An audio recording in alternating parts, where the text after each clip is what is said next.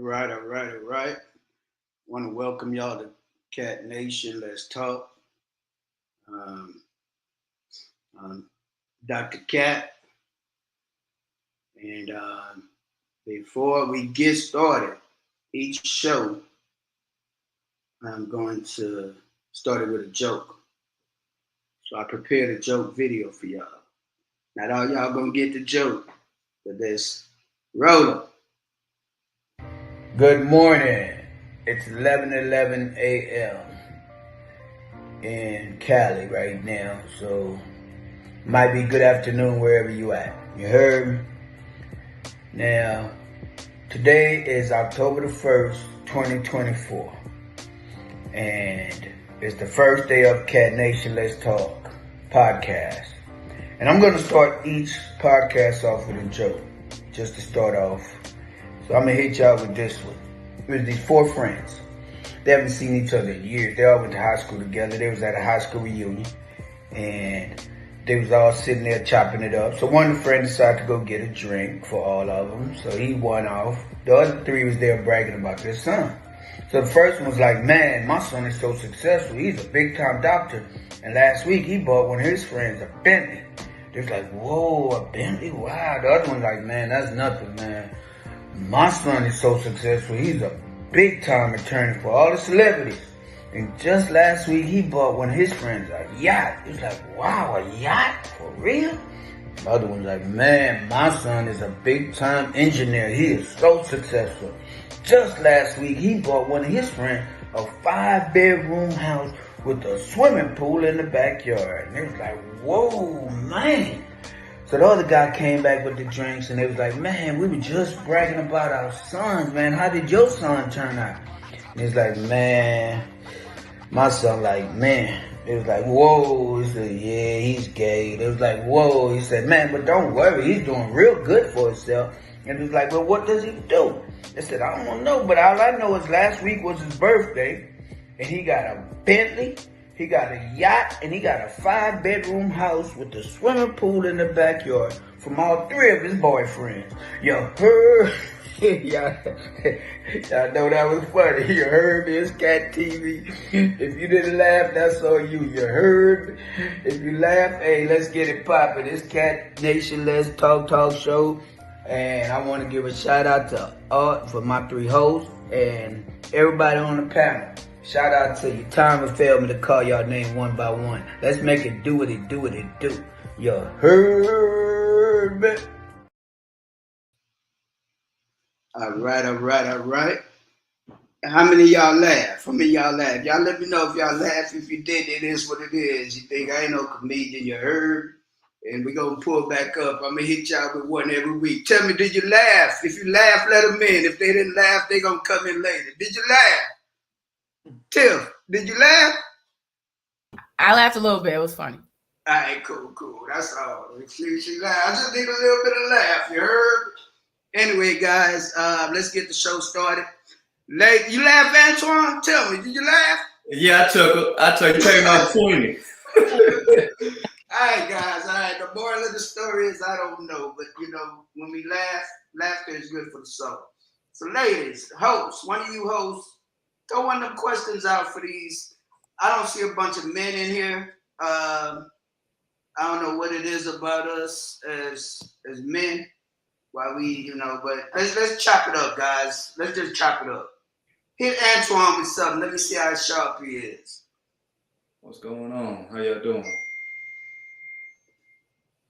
Host, I got three y'all. Don't be shy. Benji, Tiffany. The question that was in the thing. Hit him with a question. Let's chop it up. I'll go ahead. So Kat said he wants to talk about a couple of things, specifically one in particular, the changing roles of men and women in modern society. So the first question that I do have to you, and pull up my screen, how do you see the roles of men evolving in society where gender roles are becoming more fluid? Me personally, I feel like this is systematically being done. I feel like society is trying to emasculate the man. I feel like men are here to protect. I feel like men are here to provide, but I feel like they're systematically through the music, through television with and this is all just my point of view and my perspective on this. But I think that, men are supposed to be men. Men are supposed to be out here to provide. Men are supposed to be out here to protect. And men are supposed to be out here to lead. Wherever we seeing more women that are out in the workforce that are working. So as for me personally, I don't mind as far as gender roles. There are no gender roles for me. As far as you do this, I do that. You do this, I do that. If my wife is working and the dishes need to be done, then I don't mind going there and knocking out the dishes. I'm more of a team player. I hate that we're moving into where we're competing against each other. Well, you're supposed to do this and I'm supposed to do that. I think it's supposed to be more of we're a team. Let's work together. What needs to be done? If the dishes need to be done and I'm there, I'll do the dishes. If this needs to be done, as far as folding clothes, if that needs to be done, I'll do it. I'll get out there and go work. I don't expect her to take out the trash. I don't expect her to go out there and do some of the heavy lifting and stuff like that. That's a man's duty. And I don't like to say it's a man's duty, but it's typical stuff that, I'm stronger. So of course I'm gonna take out the trash. Of course I'm gonna get out there and cut the grass. Of course I'm gonna do those things that are meant for me to be done, not for her to be done. But I also don't want to put everything on the woman where she's out there working. She has to come home. Oh, you're supposed to take care of the kids. I don't mind giving my daughter. Just last night, I gave my daughter a bath. I don't mind giving my daughter a bath if she needs a bath. I don't mind helping fold clothes. I don't mind sweeping. And she don't mind helping out as well where she needs help. So we got to the point, now that we're getting older, where it shouldn't be it shouldn't even be a role. You're supposed to do this. I'm supposed to do that. We're a team. Let's work as a team. What works best for our household, and whatever works best for us. Hey, this needs to be done. I'm here. I'm gonna do it. I do it. If she's here and she can do it, then she'll do it. So as for me, I hate putting gender roles on certain things. I think that what works best for the team. We're on the same team. Let's quit setting up this system where we're working against each other and becoming competitors against each other. Oh, he did this, so I got to do that, or keeping tabs of what each other did. It's like if you're together, it's your business. It's like a business partner with each other. What needs to be done for the sake of the business, and the business is the family. So that's my personal take on it. So do you believe that the 50-50 theory that they're saying, if the woman is now no longer in the home and she's out there having to work the same as the man and pay the bills the same as the man, do you believe that theory makes the woman more masculine? How do you feel about that? I feel like it depends on the man. I feel like if you're a man and she respects you, it don't matter if she makes more money or not, she's gonna respect you. As far as the 50-50, it goes back to what works in each household. I feel like personally in every man's heart, he has the desire to want to be able to take care of his woman 100%. And we're seeing online where you're seeing a lot of these men going back and forth with these women about the 50-50. I think social media has put up this facade for where it's saying, well, I don't have to, I'm not going 50-50. That's like having a roommate. Back again, what works best for your team in the moment, right? Every man wants to be able to provide. I feel like every man in his heart wants to be able to provide 100%. Now, me personally, what I would say is the woman has to be willing to, if I'm able to afford this lifestyle 100%, then you have to be willing to live at this. If I can only afford a 2-bedroom apartment, I'll take care of all the bills, but with what I make, I can take care. We can't live in this big house. You might can't drive that. We might can't take these trips that you see all these people taking on social media. A lot of people are seeing these celebrity lifestyles and they want to live their life basically how these celebrities are living their lifestyle, as far as the not even just the women, but the men too. They want to drive these cars. They want to have this jewelry. And I don't like to just keep saying the women, because it's the men too. We want to drive the cars. We want to have the jewelry. We want to go on these trips. We want to pop the bottles in the club. So if you know how to live above beyond your means, up under your means, as far as this is what I can afford. I can pay 100%. But the woman has to be willing to be okay with that. And I say, well, I don't want to live. I'm not living in this. I'm not driving this kind of car. So that's how it goes for me. Like, if you're able to, as a man, 100%, then yeah, I think all men want to be able to have that, that ideal to be able, hey, I'm a provider. She don't have to work if she don't need to, or she don't have to take care of any of the bills. I can take care of all the bills. I'm for all that. I think most men are, and the ones that get in the comments on the social media platforms and are talking bad about it, I think that they're just not able to. And they feel bad about not being able to, so they're voicing their opinion, but I'm not going to do it, because if you could do it, I think every man would do it and will do it. So, if you can't do it, I think, you live where you can live until you get to the point that you can move forward. And the women just have to be okay with, hey, I'm okay with living in a 2-bedroom apartment. I'm okay with living in a 1-bedroom apartment. He's taking care of the bills, but this is how we're living. So, kind of go hand in hand on working together. That's my take on that as well. All right. Do y'all have any? What's any of y'all's take on the 50-50? I know that's been a main thing. As far as on social media, I see it a lot. Just a lot of it's just back and forth. And I don't ever really get into the comments and go back and forth with women about 50-50, or even because I feel like men who get on those comments and have something to say, you could tell which ones, okay, you really want to, you're just not able to. But, from y'all as women's standpoint, do y'all have a personal take on 50-50? Anyone?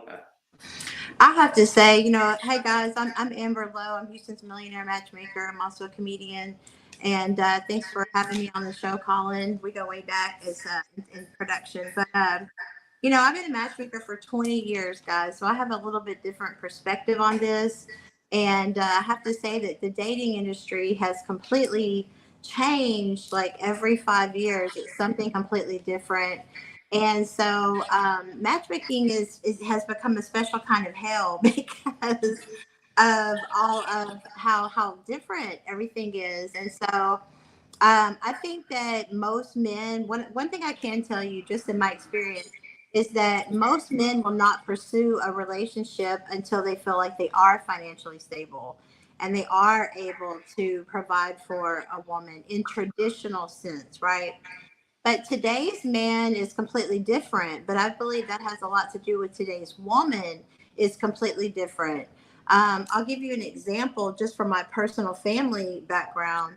My mom was adopted when she was young because my grandfather was an alcoholic, went to prison, did all kinds of stuff. And back in 1947, when my mom was adopted, women didn't have education. It wasn't even until the 60s women could even open bank accounts in a lot of places. So what started out as the women's lib movement's been going on for forever, right? But the thing about it is, it started out as equality. We want to vote. We want to own land. We want to have education. We want equal pay, which we're still not getting. And I think at the end of the day, when my mom was abandoned as a child, my grandmother wound up taking just the oldest one and left the other three kids, and they wound up going to foster care. And so she was in and out of the foster care system and went through a lot of abuse. And but like I told my mom, you got to look at the time that your mom had you. In 1947, she didn't have money. She didn't have education. She didn't have family. This was right after the war. I mean, you have a drunk, abusive husband that is not, I mean, it's kind of like when I leave, I got to take off and I'm going to die if I stay here. So I don't think it's that she wanted to abandon her three children. I think that in 1947, there was no choice. And so when you flash forward all through the decades until the 60s, and we always look at our grandmas who we feel like put up with our grandpas. They didn't have a choice. It wasn't that they were just staying down with grandpa forever. They just didn't have a choice back then. And so as women have witnessed our moms and grandmas going through situations, especially domestic violence month, we're acknowledging these things. As women, we get in situations where we don't want to get stuck. But what started out as a cause to liberate women from being trapped in these kind of relationships has advanced to a place where women run countries, women are presidents, women are CEOs, women are educated. And it's not that we don't want a provider, because when a man is doing what he's supposed to do by your belief system, and that's what this all boils down to, guys, is your belief system. But if you're a traditional woman, and especially if you're a woman of faith, you're going to expect the man to be that way. But what I will tell you, and I'll end it with this, is that a woman will naturally submit when a man is in his proper order. That's right. But that's what it boils down to, is your belief system. And the problem with culture today is we jump in bed and we ask last names later, and we don't even know what you believe in. So as women, we have to own that we have now become like men in every sense of the word, good and bad, that now women have side dudes, women are cheaters, women are bosses, I mean, look, listen to the music. I mean, it's all about pimping each other, right? Who's got the biggest bag? Who can pimp each other? If you pimp him, I congratulate you, right? That's the energy we're all on now. So now we're in a world full of players and situationships, and social media has made it to where you feel like there's always somebody better. And that, for me, that goes back to what I was saying earlier, as far as I feel like that was systematically done. As far as with the women, like you just said, the women are having more options, or the women are saying, I don't have to deal with this. Right. One, because I might make more money, or two, because I just have options. Social media have given them more options. But I feel like that's to divide the family. The family is the nucleus, and as long as we're having that, we're having a lot of these kids that are being born. Like you said, they're jumping into bed, and a lot of these women are getting pregnant with people that they don't see long term with. This is dividing the family. So now you have, and it's the kids that are being raised, and we're seeing this new generation of kids, which I say 17 to 25. Look at what's happening. It's a lot of killing going on. It's a lot of these kids are just being misled because they've been raised in broken households. And I feel like, to me, again, I say it's emasculating the man, where you're seeing these men who are painting their fingernails. You're seeing these men who are wearing purses. You're seeing these men who are wearing dresses. To me, I feel like that's not your traditional man. Your traditional man don't paint his fingernails. He's not wearing barrettes in his head. All the stuff that they're portraying, and they're using these celebrities, and they're using these NFL players to do these things to make it feel like it's okay. So now these men are doing that. The men are more into fashion than they are into actually going out there and protecting and providing. They want to be more fashionable. So for me, I always say it's the man. Even though the women have become, I feel like, are becoming more masculine, I think it's because the men are becoming more feminine, and the women want more masculine. They're feeling like, I have to go out there and do it. One, because like we just said, now they're having these kids and the man not there. And so now these women are like, okay, well, I have to go work. I have to go provide for these kids. I have to take these kids to sporting events. I take my boys to football practice. I see all these single moms bringing these boys to football practice. That's not mom's job. That's the dad's job. But then, you just have this small amount of time with these coaches, and they go back home with just mom, and then mom has to work. And like I tell my buddies, I was like, if you're not raising your kids, who's going to raise them? The streets raise them. So it goes back to how they're being raised. If you're being raised with and I see, even when I talk with the women, man, I say, they're like, well, I don't need a man. I don't need a man. A lot of women do also have this, I don't need a man mentality. And I feel like, it's the nucleus. And it's a woman and a man that takes to raise the family. As long as they keep dividing the family, we're going to keep going against this man versus woman, trajectory that we're on. Mm-hmm.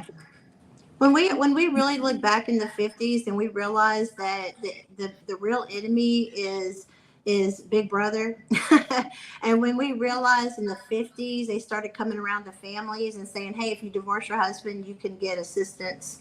And when you look at the divide of the family, goes back centuries. This is not something new. This is something that we have the internet to know more about now, so we're easily educated. But think about it. If two people go to work, the government is getting two incomes, two people they can tax. And then they send you send your kids to school, and then you just have to trust that whatever they're teaching them is real. And the kids nowadays are getting babysitted. They're putting monitors in baby cribs. And so the age of the traditional parenting is gone. But here's some interesting statistics you might want to know that's really shocking to me. That they came out with a study last year, and it said that 70% of kids that grew up, ideally we want a mom and a dad, right? But if that's not possible, that 70% of the kids that grew up with their dad only turned out super successful and healthy, versus 70% of kids that grew up with just a mom didn't.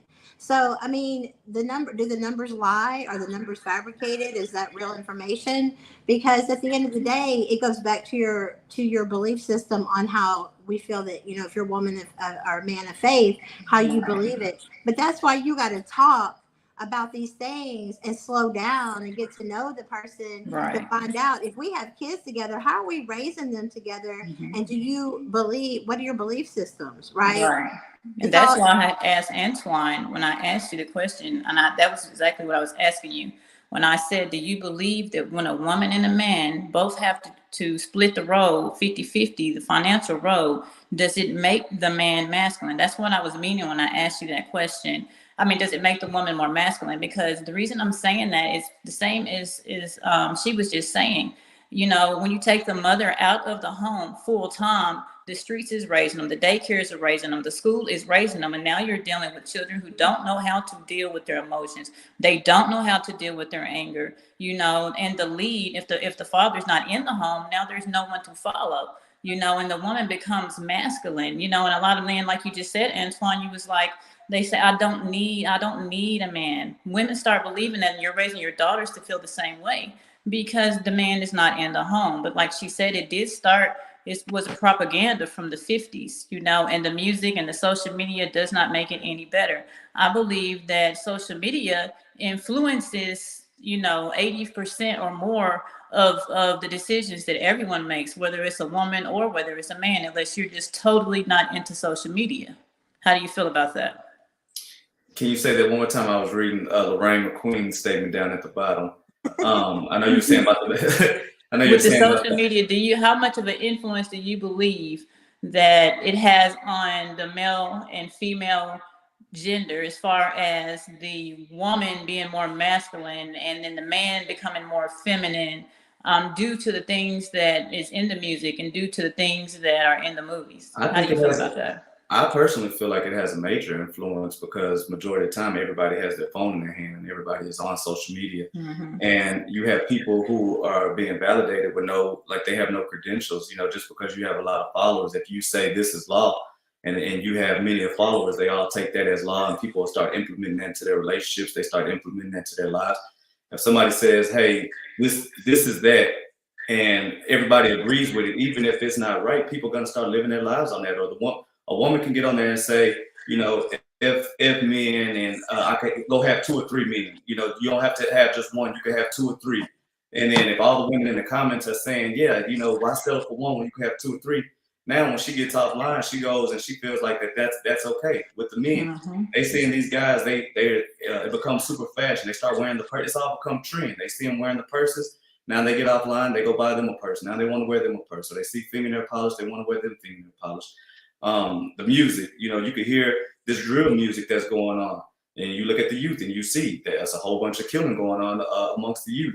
And you know, it's not just they can walk outside and live in the suburbs now and not even have to see it every day, but because of the music that they're listening to, they feel like, you know, you have to go do what they heard on the music. They feel like they got to be a stepper now. So for me, I do feel like the music and social media has played a major part. And even go back to what I was saying, as far as with the 50-50, with women and men both seeing, okay, this is a lifestyle that's being lived. They're seeing this portrayed lifestyle that's going on social media, taking these trips or living this, driving these cars. You know, I always say comparison is the thief of joy. You know, you're seeing all these other people doing these things and you can't be happy within what you have because you're comparing it to what somebody else has. I just bought a new car, but then I get online and I see somebody else bought a better car. You know, now I can't be happy with what I have.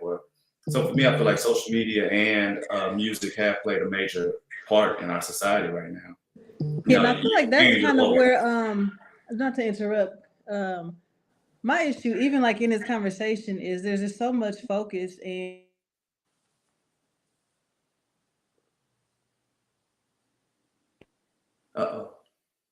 Am I back? Okay, sorry about that. My phone's going on.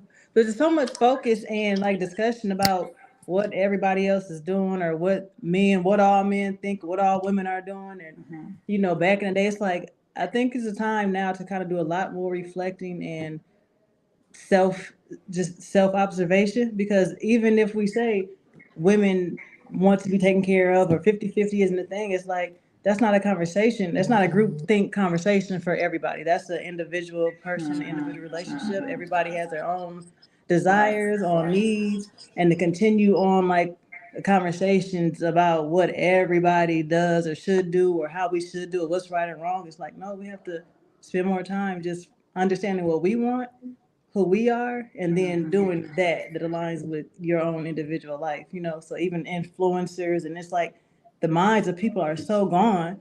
Nobody has an idea or direction of what they want for their own selves because they're lost in what everybody else is saying or doing. I don't know where we got to that or how we get out of it, but that's my mind.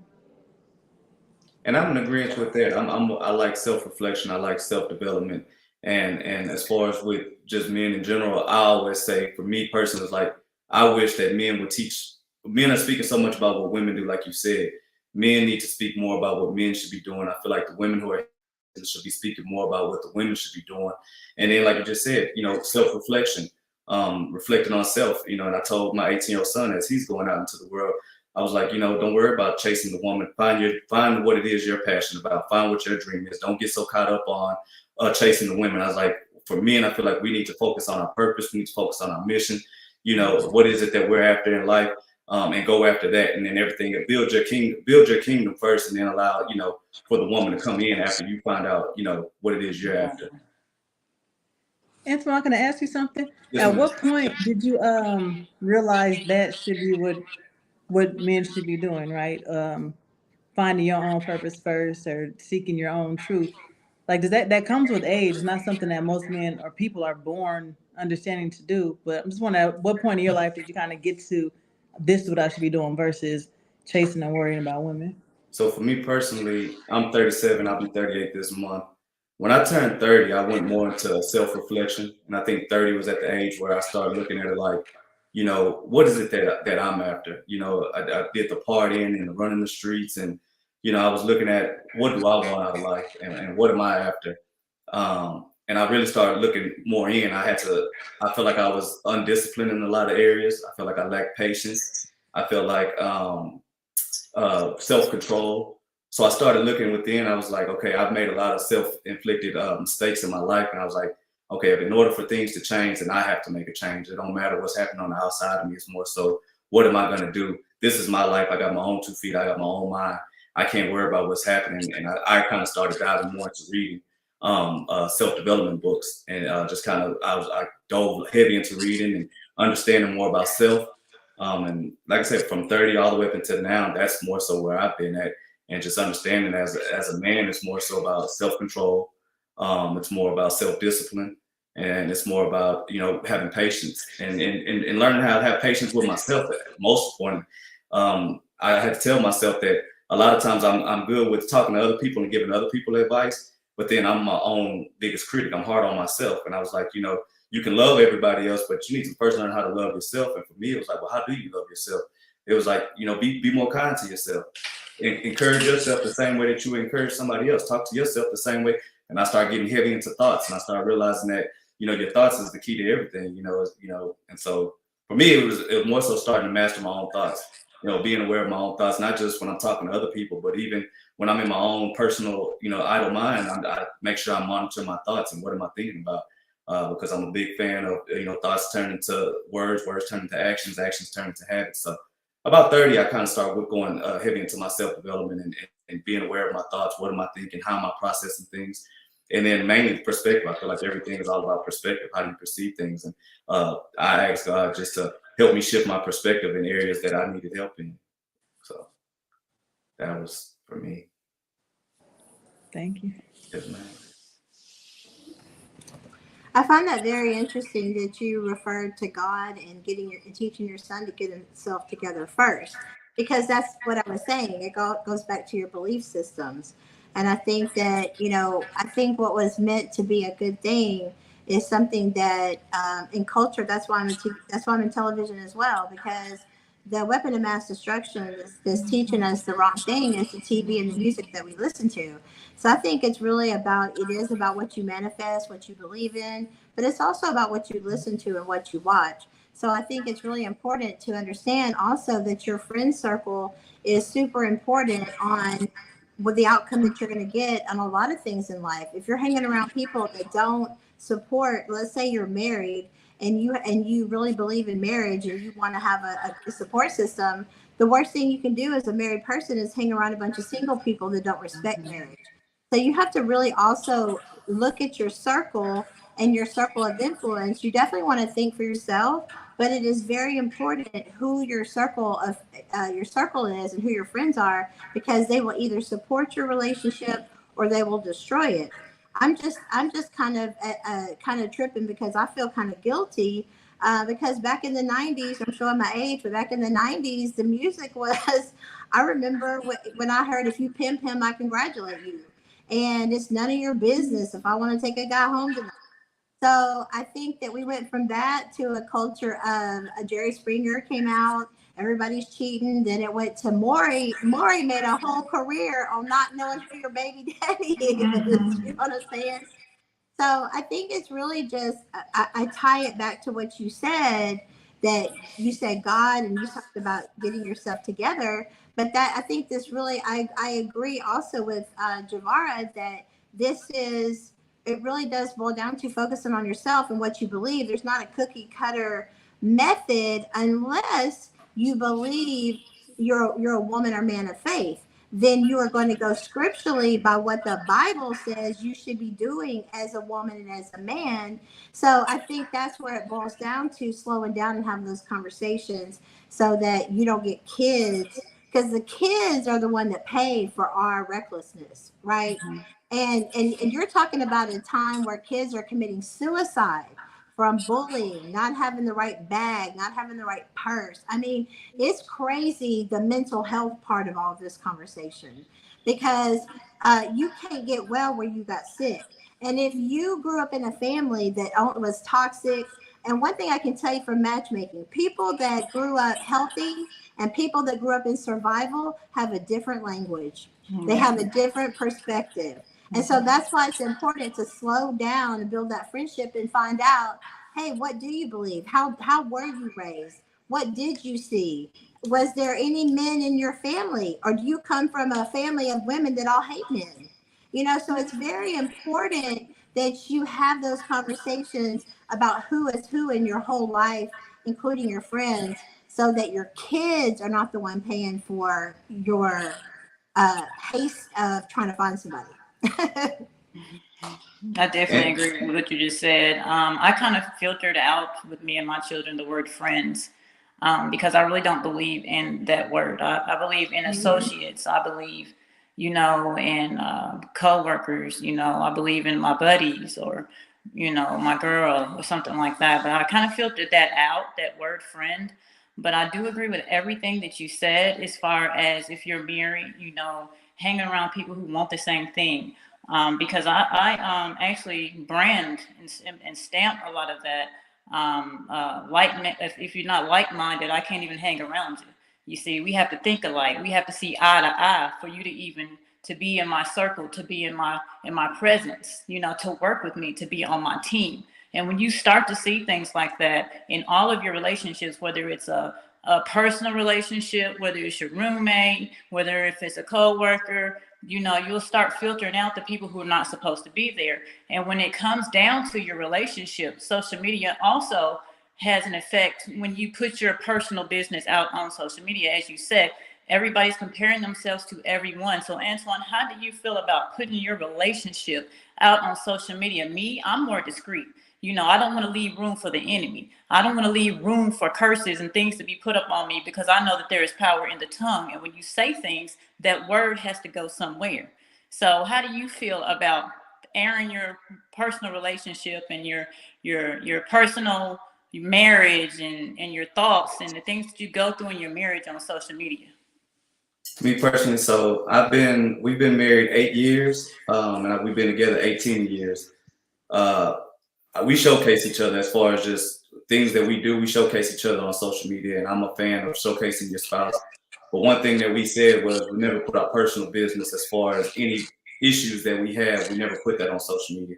We don't air our business out when we get into it. Whether we have disagreements, we don't go looking for validation, or we don't go looking for voting. Who do you think I'm wrong? Do you think we don't do that on social media? We've never done it over the last 18 years.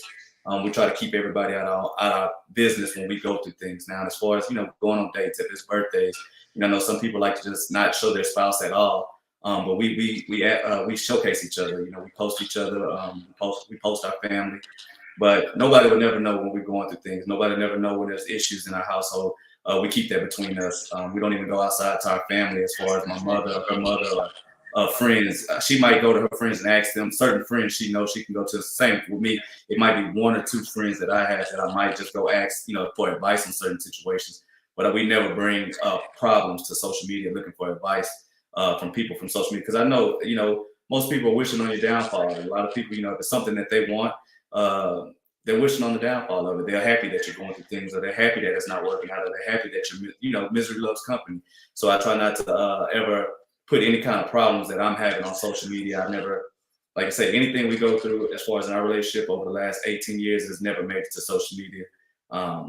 So that's how we operate, and it's worked for us because, like you said, you know, people not always want the best for your relationship. Even when they say it, they might not really mean it. And you know, and then there's people who's watching, and you know, all prayers aren't good prayers. You know, so I keep personal business off of social media. I don't look for advice. I don't tell people what's going on. But you know, as far as just, hey, we're going on a date, or we're traveling, or here's my kids doing this, or here's them at sporting events, or you know, me and my wife, it's her birthday and stuff like that. I don't mind sharing that, you know, because I am proud to have a wife. I am proud to be with her, and I do want people to see, because I think we need more people showing healthy marriages, like not hiding it, but actually showing that, hey, you know, you can be happy in marriage. All marriages aren't miserable. You know, this is us doing this. This is us having fun doing that. You know, to give people hope that, you know, true love still do exist. So, you know, I don't like hiding that aspect of it, because I do want people to see it and be some type of inspiration, you know, if that's what they desire. But like you say, from the problem standpoint, if we're going through anything in our household, I never go to social media for it. So. You said a mouthful. That's what it's really about. True love does exist. True. I'm here to tell y'all, for 20 years, I had a guy friend of mine tell me yesterday, he's like, oh, I don't think women want a good man anymore. Yes, they do. Yes, they do. Women want a good man. Men want a good woman. You know, and the thing about it is that real love does exist. And at the end of the day, everything you see is about separation. And once you understand the machine and the matrix, and you understand that it's to divide the family, and it's to make you think that real love don't exist, so divide and conquer is a real thing. Once you understand that really real love does exist, but I want to give you one warning, because one of the things I've seen throughout all the years of matchmaking is that most of the, I would say probably, this is a high statistic, this is my personal data, but about 80% of the time that a spouse cheated, it was with one of their friends or somebody they knew. So I'm telling you, that is why it is so important who you vet out the people in your circle, because like you said, people want to get close to you, but then they become real envious if they don't have it for themselves.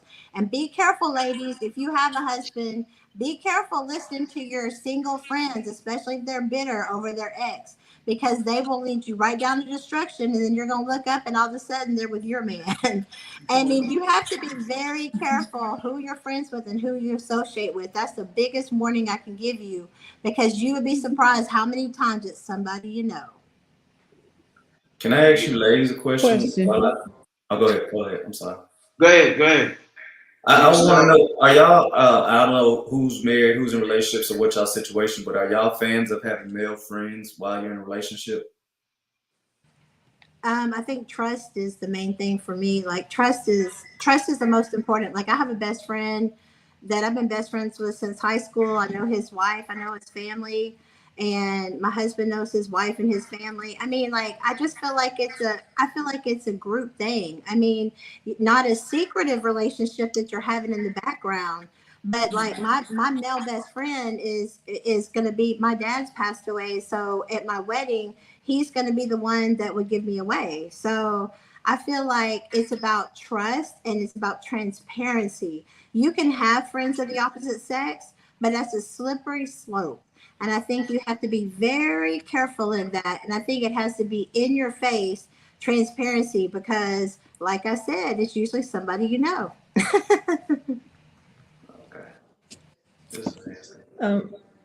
I'll say this, me personally, the way I just view relationships in general is a little different than most people I know. So for instance, like I don't, until I'm married, if I don't even know if that's really what I want to do, but until I'm committed to like one person only and our lives are intertwined and everything we do is together, I feel like having male friends is like fine and okay. It's a part of life. Personally, I wouldn't get into a relationship until I felt like I didn't want to have other male friends. And right now I do. I enjoy different people for different reasons. And to have to answer to or not be friends with somebody because I'm dating somebody else, it's just kind of silly for me. But also, and if the time comes and people are in relationships, I think having opposite sex friendships, like that are really friendships is fine. Like they're usually involved with the family, and your husband or your wife would know who your other friend is, and everybody's cool. And but to her point, sometimes it does go like that. But my question was kind of to that though. So it's like if we're saying true love does exist, right? What is true love? And I'm asking that directly because there are situations where you might be dating somebody and then your friend ends up dating them after, or they like each other, or they get married, and it's like, is it because you dated them first, your friend shouldn't have true love, or is there's That's so off many limits. different Yeah, that's off variations limits. of that. I I think that's off limits. Once it's too many people in the world for you to go double dip, backdoor, and go date somebody that I dated. If you my close friend, I dated them because to me personally, I feel like if you go back and go after somebody I was with, that means you was watching them the whole time I was with them. Exactly. And Mhm. I can't be around them. Facts, I feel facts. like you was watching them, you was looking at them, you was kind of imagining. It goes back to like I said, you want what I had, and the whole time you was planning on how could you get what I had. And no, you can't. For me, you can't do that. You can't do that, and we can't be friends if you do that. But for me, as far as with true love, I think it's somebody that genuinely got your best interest at heart. Somebody that genuinely cares about you. Somebody, and like I say, love doesn't have to just be in relationships. This is just somebody who genuinely got your back and they genuinely mean well for you. That's somebody I think, and somebody that your personality coincide with. I think that's somebody that you end up loving, because somebody could genuinely have your best interest at heart, but your personalities don't necessarily get along with certain things that they do, and they can still be a good person, but certain things that they do, certain ways that they move, just don't click with you, or just don't align with your morals and your values. And so, but somebody that y'all got the same morals, the same values, your personality y'all just vibe. It's not forced. I think when you get with somebody and you can just hang out with them and be with them, and it don't feel forced, the conversation doesn't feel forced, the time you actually look forward to being with them, and then they genuinely have your best interest at heart, then that's when I think you'll feel like the true love. Like that's like, I love this person because I genuinely want the best for this person. I don't want nothing to happen to this person. I would never do nothing to take from this person, to belittle this person, to talk bad about this person.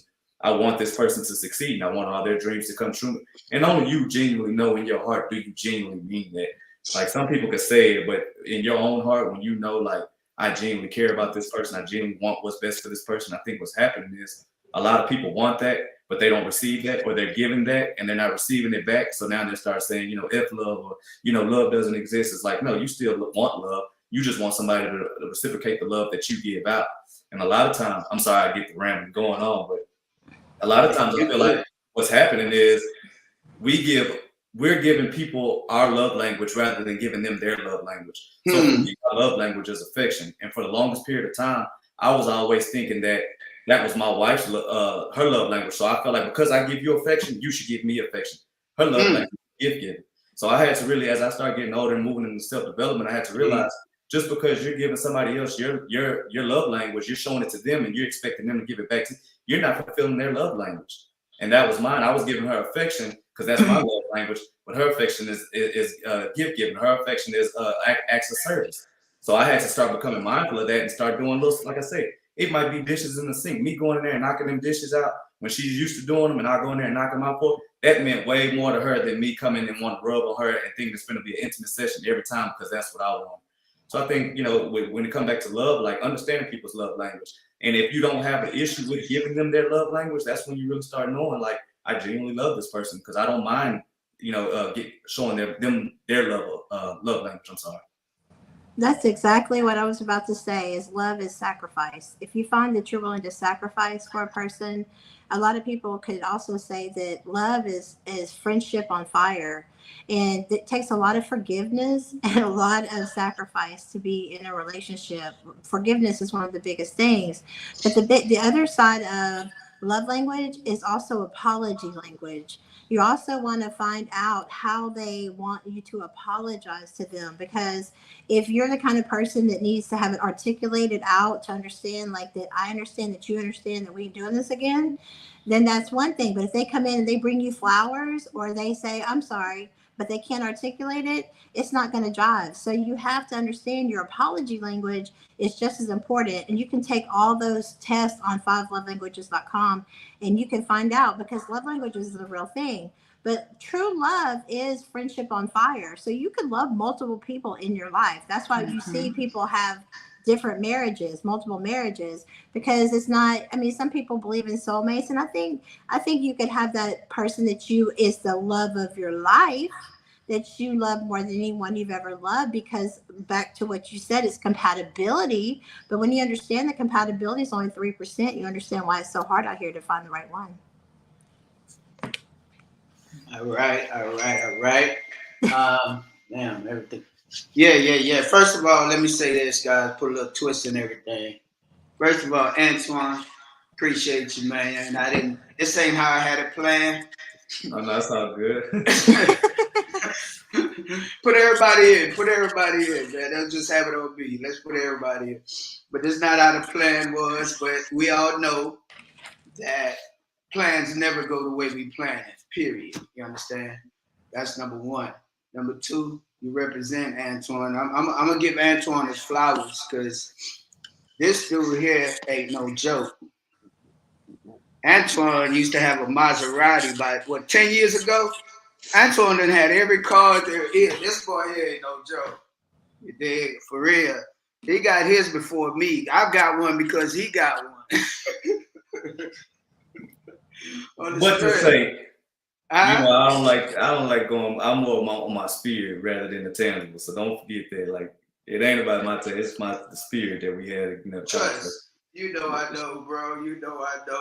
I know, but I don't never. I don't like. I understand. Yeah, but you've always handed up, man. Your conversation, everything else. You on point.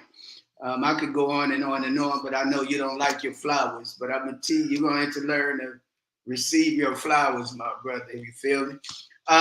One thing I want to give you ladies for free. This is for free, coming from a real OG. You did. I used to be that dude. I might not be that dude no more, but I was that dude. You heard? Listen, that play brother bullshit y'all be having from a real OG, that's BS. I don't care how legit it is these days. You know he my play brother. OG, I invented this shit on the stream. So when y'all come at me with that shit, I don't even want to hear this shit. I don't care how innocent it is. My play sisters was giving me the kitty. That's the only way they could, if back them days, I'm saying, you did. Because they couldn't, that's how they had to do it. So when y'all do it, and y'all dealing with OG, that's how we receiving it. We might put, okay. So I'm trying to use your new names. Use the bestie and the BFF bullshit. Don't use the play brother. You heard me? That's for free. Feel me? You're proving my point, Colin. We judge others how we see ourselves. So if we're a player, we're gonna think everybody around. Ain't no player. But I do agree. I do agree with Colin. We ain't doing no male friends on my end. I do agree. Not the play brother. He ain't real brother, but y'all, that's your play brother.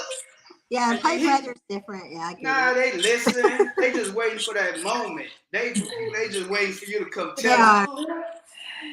But I don't think two attractive people can be just friends, platonic friends.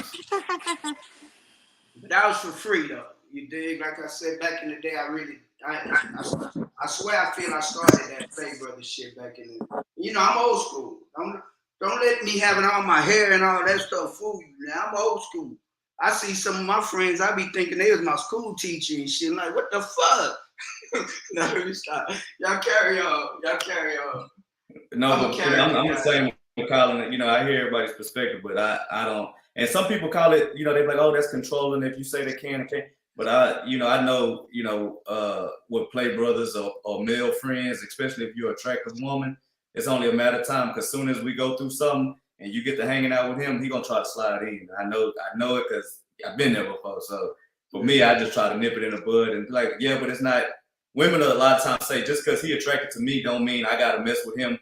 But it's only a matter of time before that end up happening. And we don't even want to put yourself in that position because Right, and we're not saying. Let me get serious with it though. And we're not saying that you might be in it as innocent as ever. That's my play brother. But in his mind, you slip up, get drunk that one night, or You slip up and see how much play brother he is, you dig? And we're not saying we're insecure, because I'm far from insecure, you dig? I know what I bring to the table. You feel me? Y'all can call it whatever. I just want to clarify here. Yeah. So we're saying today, right now, boom, I go outside. I'm like, you know what, dude? I'm gonna be in a relationship with you. Cool. Next week, you having a party in LA, like, hey, Javarra, pull up. We having a party. You can stay in my crib, whatever. You got a room for you. All right, bet. So because I got in a relationship with this guy, you're no longer my friend, and I can't come stay at the house for the party weekend. No, that's a different animal. That's a different animal. If I'm the boyfriend, you can't stay at that house. He said, nah. He's like, well, in my case, I ain't gonna lie to you. You can't. If I'm the boyfriend, if you want to stay, that's more important to you than a relationship with me. Staying at that house with another man, then you go do that and cut me off. That's in my case, no. That ain't where I'm going with it. I'm going with on the strength when you insisting that this your play brother, but you complain about all this faults he does and all this extra, read all about it type stuff. But he your play brother. But anytime he call you and it's not, I'm not saying it's not legit. I'm just saying from a player, from a person who done slept with a plenty of it, because I've been married for years. You did for years. I raised 3 awesome kids. You know, Antoine can tell you. I mean, the greatest thing I ever done was be a father. If I could go back in time, I'd do it again. I'd freeze life right there. You understand? I can't understand deadbeat dad. So I said that to say, when y'all wanted to screw me, y'all played the play sister bullshit. You dig? And I was innocent at the time. Till the storm came one night and she go, what? I'll leave that alone. Anyway, guys, y'all carry on. You did. Y'all carry on. I got other stuff. I went somewhere else. I went back to memory lane. Go ahead, y'all. Cut me out. Y'all talk about it. I don't think enough to talk about. Antoine already said, nah, that's a wrap. It's not happening on his end. Yeah. No, I'm not going out of just because I had my fun in my day too, and I know how it goes. If you my friend and we just friends, eventually, we're gonna get it together. So I try to just from your perspective. Not a fact. Say it again. From your perspective, so not a fact, but from your perspective. Yeah, there you go. From my perspective, if male friends, I feel like men are gonna try to sleep with you. They're gonna try to mess around with you. So we're gonna cut that short. And we're not even gonna open up that door. Especially if you're attracted, like he says, And I don't take this the wrong way, but I use this as my thing, and I mean nothing bad about it. But if you precious, brother might not trip too hard and shit. And precious, don't take it the wrong way. The precious of the world. That's just my slang of saying. You feel me? So what time we looking at? Because we gotta do this on point. This is an hour show. If y'all got any shout out to everybody. I got one last question before you let us go. To y'all ladies, when y'all dating, if you are in the dating world, do you feel it's okay to date multiple men at the same time? Like, say, even if it's no sex going on, is it okay for y'all to date multiple men, or do you date one man at a time? Or it's like, hey, I went up, go to dinner with this guy. I'm gonna go to dinner with this guy. Like, what do y'all feel is okay in the dating world? As far mandatory. Say it again. I feel like it's mandatory. Mandatory to date more than one. If you want to be, and I'm being a little jokey, right? But kind of serious too. Yeah, it's like if you want to be as women, if we want to be happy and at peace, in today's world especially, it's mandatory to date multiple men because one, the men are dating other women for sure. And so with that, unless until you come to that spot where it's just me and you and we're gonna ride it out, until then it's only healthy to keep your mind and your eyes and your options and your experiences open, because as women we get attached easily to something that we like. So if we like this guy and he has 3 or 4 other women and now we feel entitled to all his time, all his resources, all of everything, and then when we come home it's like, dang, I wish I had somebody else to call. But if you got Mark or John, you can go out bowling. It doesn't require sex those type of relationships and dating and getting to know people. But I feel like it's mandatory if you want to be happy. What happens when the person that you're interested in bumps into you having bowling with another man on another date? Now he's gonna bag off. He's gonna be like, oh, so this what we doing? And No, he bags off. well, for me, he gonna know that's what we doing because I don't be like You open about it. We're in the real world, yeah. Like I'm not like pretending to be somebody I'm not or anything. You know, if you bump into me bowling, you probably followed me bowling because I probably told you I'm going bowling anyway if we talk often enough. And if we don't talk often enough, you know I'm going bowling tonight. You bumping into me, you know. So are men okay with you if you telling them, hey, I'm going bowling, I'm going to dinner with another guy? Like, is that okay in the dating world? And I don't know. I've talked to a couple of my buddies, but they be like, I ain't like, if she tell me that that's what she finna do, then I'm gonna call up somebody else and start spending my time with. I'm not gonna take her serious. Basically, I'm gonna take her for that's what it is, and I'm not gonna take her serious anymore. Like, so the women, are y'all putting yourselves in that position to not be taken serious because you opening up to tell? Go ahead. I'm sorry. No, you're good. Good. Time out. That time. Antoine know what that means. I don't know if y'all women know what it means. Let's time out. Here's the thing. I'll give my opinion here. I'll chime in. I think naturally, as women who have both masculine and feminine energy, once a man puts us in a position to follow, we naturally follow, right? If that man claims the woman or states his intention very clearly, then most women, if they're interested, would have no problem following, because otherwise, what's the point of dating? Dating has a lot of purposes, whether you're looking for friendship, whether you're looking for a meal, companionship, it's all across the spectrum. But for me, in my particular situation, when I do decide to date, I date multiple people because it's just me getting to know people. And I make my intentions very clear. I give the guy the choice. Now, if you have a problem with me dating other people, you need to state your claim and claim me. Otherwise, what are we doing? I'm not going to be the one to over communicate with a man. I'm not going to overzealously text him. If I haven't heard from him, I'm not going to chase. I don't mind planting my seeds or shooting my shot. But planting that seed is exactly that. I plant the seed, give you time to think about me. And if you don't think I'm what you want, then on to the next, right? So if you have a problem with me dating other people, then you need to make your intentions very clear. Because otherwise, are you dating me for marriage or are you just dating me for a good time? I can respect. I just want to say something. I want to give my chance. I come out of a 21-year marriage, so I've already been through the 21-year marriage. I'm a mother of 9 also. I homeschool my children, so I'm a little bit more traditional and new to the dating world all over again as of the last 3 years. For me, I just cannot date multiple men because I know somebody by their fruits. When I see them, when I know them, I have a time limit.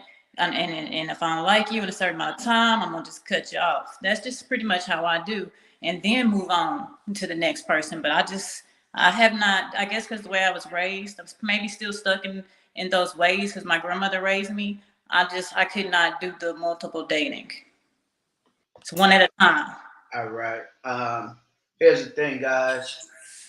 You got to keep it as professional as possible. So time running out. We're going to end this at 12:11. Your way up that way. I'm out of town right now. I want to thank each and every one of y'all. Clearly this wasn't a plan, but you know, when you building a house, you got to clear the land first. You got to lay the foundation, and you got to do this and that. You dig? I want to thank each and every one of y'all. As I'm looking at the crew, though, I did see my Charlie's Angel crew. Antoine, you, Bosley. Y'all three is Jill and Kay, whatever their name is. And you know I'm Charlie, you heard me? So we got our Charlie's Angel crew right here. Yeah. Matter of fact, Mo, you going to be Charlie. I'm going to just do the executive producer. You heard me? Listen, guys, I'm a clown. My energy is different. Y'all ain't going to understand me because I don't understand me. You heard? So one love, one heart. Let's end this exactly in 1 more minute. If you got to say something, say it. And anything we need to fix, let's fix it, y'all. Don't run from something you don't understand. You heard me? I appreciate y'all having me on. It was nice meeting you ladies and good conversation with open dialogue. Nice to meet you too. Yes, good conversation. Oh, listen to it. Tell me where your heart is, tell me what you're thinking. Cat Nation, let's talk, show your inner feelings. feelings, let's discuss the meaning. Can Nation, let's talk. Share your views and thoughts now, share it with Can Nation. Can Nation, let's talk. Tell me where your heart is, tell me what you're thinking. Can Nation, let's talk. Show your inner feelings, let's discuss the meaning. Can Nation, let's talk. Share your views and thoughts now, share it with Can Nation. Can Nation, let's talk. Tell me where your heart is, tell me what you're thinking. Can Nation, let's talk. Show your inner feelings, let's discuss the meaning. Can Nation, let's talk. Share your views and thoughts now, share it with Can Nation. Can Nation, let's talk. Tell me where your heart is, tell me what you're thinking. Can Nation, let's talk.